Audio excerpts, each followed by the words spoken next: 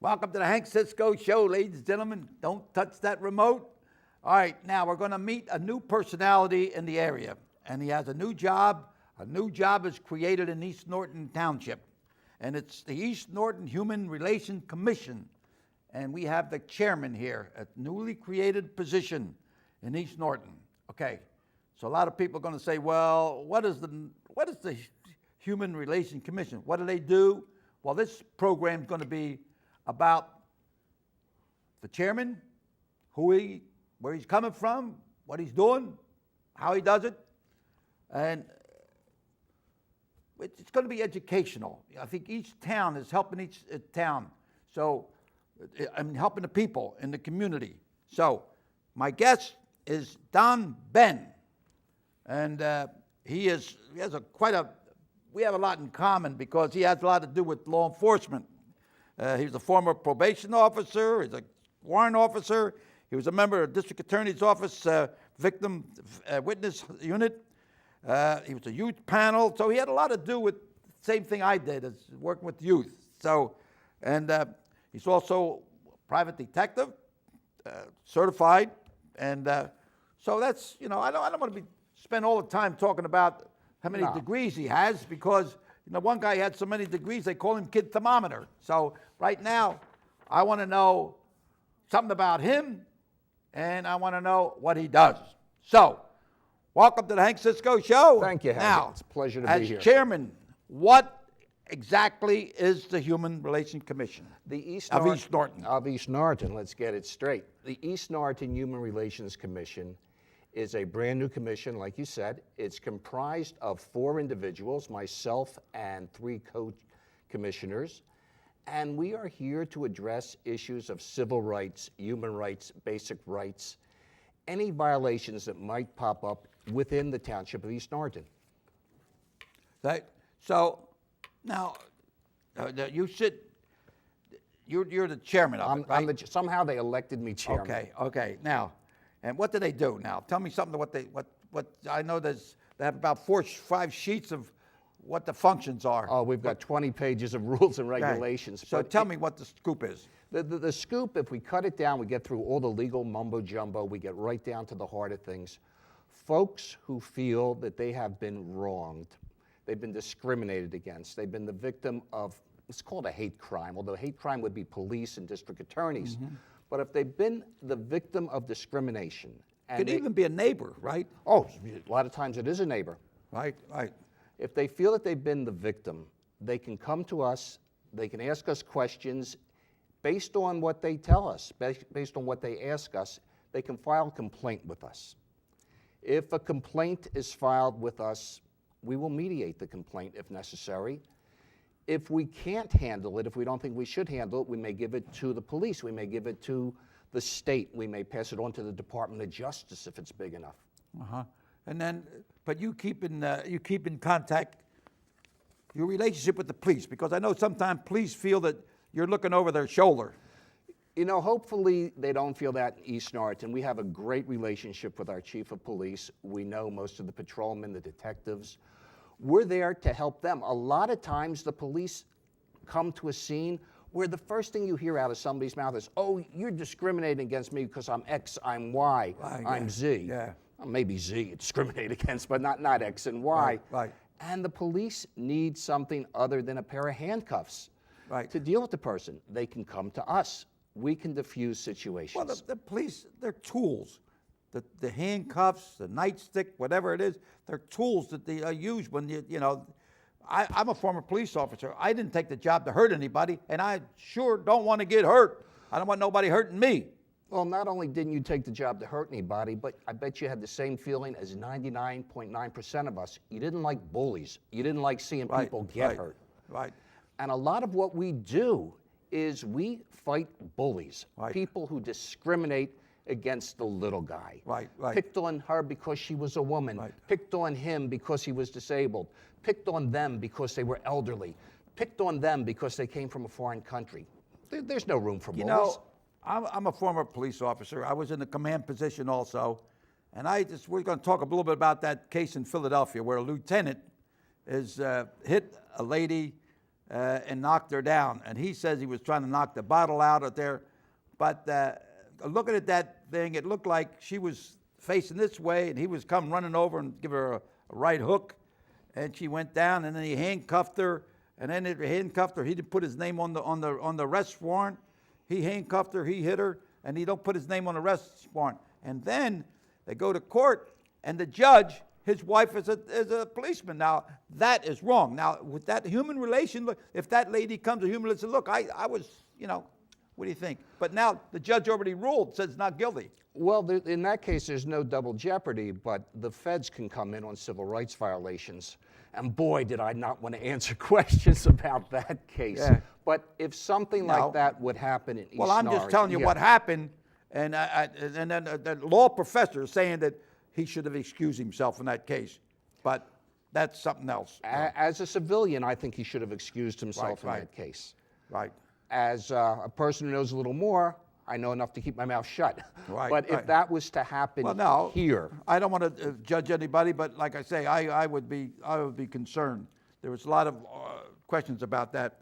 Now, there's different classes of individuals that feel that they're like they're Puerto Rican, they're Italian, they're black, Afro-American, whatever. Okay. There is certain areas that if you discriminate against these people, you feel you're not sure. Can you just come and ask a question rather than filing a complaint? absolutely. We'd rather you ask a question than open up a big can of worms that maybe you can't close afterwards. Some people might go to the newspaper and put it in the paper and say, oh, and then find out it's a whole different ball game. A lot of this is about the dignity of the person, both the person who feels wronged and the person who may have done the wronging. A lot of times it's a misunderstanding. A lot of times it can be dealt with just by this guy sitting here, this guy sitting here, one of us or two of us in the middle asking, did you hear him? We can mediate. Right. We can facilitate. We can almost arbitrate. We can get people to realize, hey, he's a human being, I'm a human being. Let's come to terms. Well, do you remember the guy that Gino down there? He was brought before the commission and saying that he was didn't want to speak English, and the human commission, but they found out that he wasn't discriminating against them. Well, what they found out in his case was that he had a heart of gold, that everybody got a stake, everybody got a job. He gave so much to charity. Yeah. He had an opinion. His opinion was order in English. It was because if the guy can't, the same thing with the if I get on the line at the ShopRite or a Rite Aid or and somebody's standing there arguing back and forth because the guy can't understand how much you have to pay for the items, you're in line. Hey, get out of there, If he would have said order in English or I'm not going to serve you, that would have been discrimination. Yeah, he's not. He didn't. No. He said, please order in English. Right, that's all. So the line moves along pretty good. All right, now, have you received any complaints since you got since you get flooded with complaints since you got hired? We would. We probably will after this airing. But we are 2 months old, and we have not had our first complaint yet. So we are spending our time training. Right. We have people coming in from the state to train us, people coming in from the Department of Justice to train us, people coming in from clergy to train us, people coming in who do nothing but train people. Diversity. Diversity is everything. Our board is diverse. There are 4 of us, like I said. We have a female, we have 3 males, we cover a number of religions, a number of age groups, a number of races, a number of everything. We're diverse. The 4 of us, I think, are covered by 12 different protected classes. Yeah, you don't want everybody with blonde hair and blue eyes, You know the old story, if all sunshine makes deserts. So you want a little rain and hail and snow, and you have a beautiful garden, right? It takes many colors to make a rainbow. Absolutely right. You have a rainbow, and you have everything that goes with it, right? I worked with district attorneys when I was a policeman. I had to get the information, give the district attorney, out there.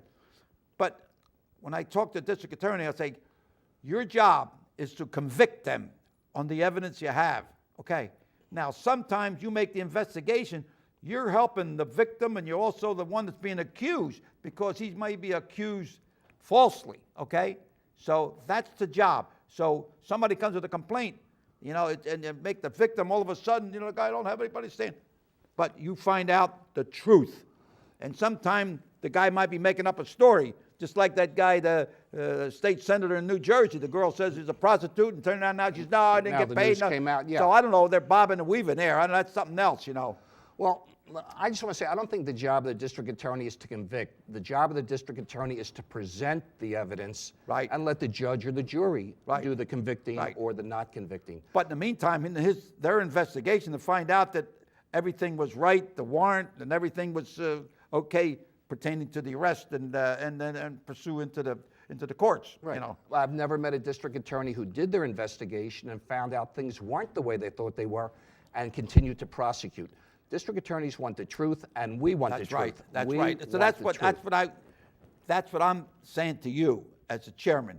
You're looking at it to make sure that the truth comes out and make sure that everybody gets a fair shake. Not only a fair, I'm glad you said fair shake, because as a former boxer, I look at what we do as almost a referee. Right. We want to make sure that it's a fair fight, that there's no hitting below the belt, Right, there's no right, rabbit right, punch, right. there's no kidney punch, there's no Right. headbutts. Everything is Right, fair. right. And a lot of times it's not fair because you have a little complainant and $1 million Right, corporation. And it's right. Davy and Goliath, and we kind of balance things out. So I have a picture of me boxing there, but I refereed championship boxing bouts, so I know what I'm talking about. Absolutely. And sometimes I had to make a decision. I had to stop a fight when I think and all of a sudden the people don't see. I look at the cut is here, and I stop the fight because in my opinion, it should be stopped. But the people, oh no. But I had to convince it later to find out that the cut was bad, that they couldn't continue. We've got the ability to tell the two opponents, go to neutral corners. Right. It's not like there's a lawyer, and they're both going tooth and nail with each other. No, we have the ability to find middle ground. Now tell me, you know a little bit about commissions. Now, does each town have one, or what's the work on that? Montgomery County has 61 or 62 townships and boroughs. Right. I learned that when I was over at 911 as a dispatcher. Right. I had to learn every single code for every single township. Right. Surprisingly, out of those 61, 62 township and boroughs, there's only 9 human relations commissions. Most places don't have one. Why? I think it comes down to politics. Everybody thinks they don't need one, except for places who think they do need one. And the truth is, everybody needs one the way everybody needs a fire extinguisher or a spare tire or a first aid kit, because you never know when you're going to have a flat tire or a fire or cut your arm. Yeah. And what do you do after the fact? I think when I first started in Norriton Police Department, it was 1951 or so. After about 3 or 4 years, Chief Riley says, well, he'd like to set up a juvenile. I was handling juveniles because I was teaching boxing and stuff.